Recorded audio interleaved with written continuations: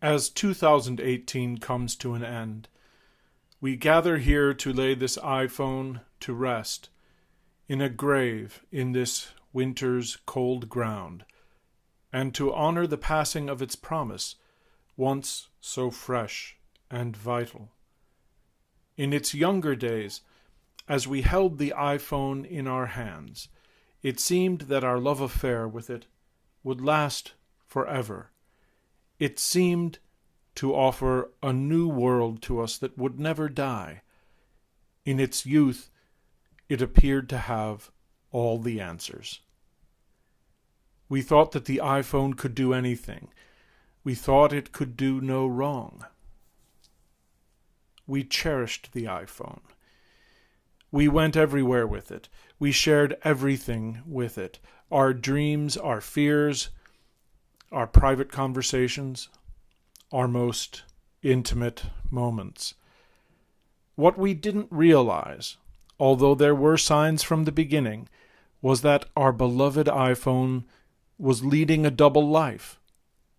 While we approached it with open, trusting hearts, the iPhone kept many secrets from us.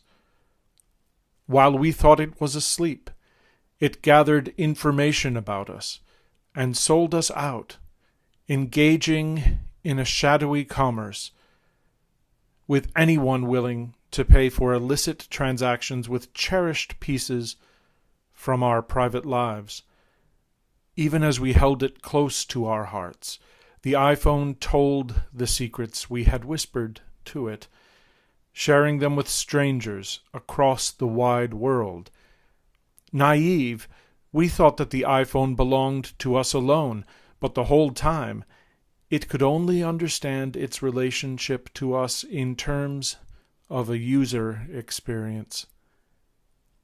In our more honest moments, we admit to ourselves that we have known for some time that things haven't been right between the iPhone and us for a long time.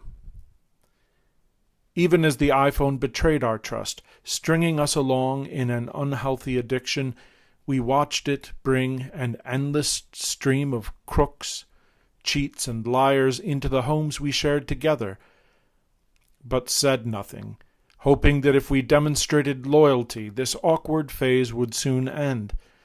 Time after time, the iPhone swore that it remained true to us, but in our heart of hearts we knew there was something going on. The iPhone broke our hearts over and over again, but we couldn't bear to let it go, even after it started bringing home nasty viruses that came from who knows where. We wished that the love we once felt for the iPhone could come back, but the more we clutched at its sleek little body, the more abusive the relationship became.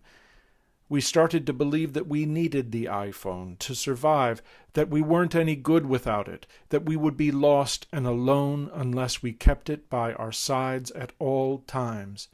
So we became compulsive and clingy.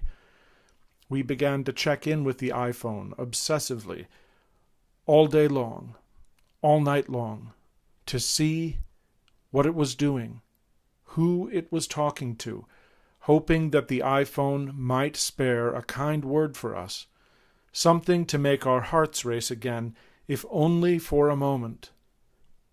Finally, we realized that our love affair with the iPhone was over, dead and gone. What once was true love had become nothing but an empty habit. Even now, as we lower this once beloved iPhone into its grave, it is hard to let go.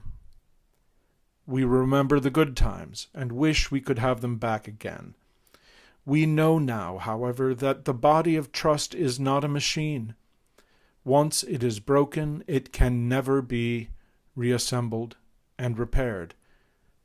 So the time has come for this iPhone to be turned off for good, for its all-seeing eye to see no more. As we lower its dead body into the cold ground, it is time to say goodbye. Though the life of this iPhone is over, ours will go on, we will survive and find love again. As we turn away from the iPhone's grave, we see that a wide world of offline opportunities awaits us. We can continue to see and do new things, to innovate without a controlling little companion constantly beckoning for our attention. We don't know exactly what comes next. But as this funeral for an iPhone comes to a close, we know that we are ready to face it on our own terms. On this cold winter day, we begin a long pilgrimage back into the real world.